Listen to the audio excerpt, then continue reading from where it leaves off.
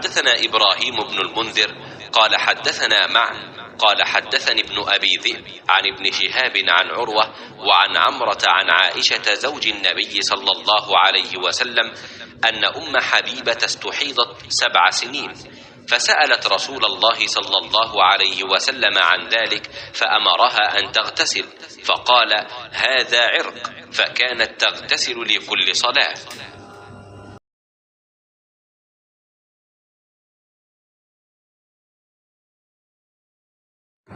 जो नबी करीम सल्लल्लाहु अलैहि वसल्लम की बीवी हैं कि उम्मे हबीबा रदियल्लाहु अन्हा 7 साल तक मुस्तहाज़ा रहीं।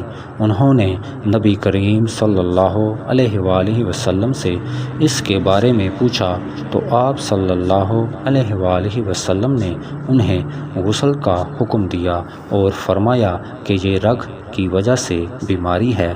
बस उम्मे हबीबा रदियल्लाहु अन्हा हर नमाज के लिए गुस्ल करती थीं। सही बुखारी हदीस नंबर 327।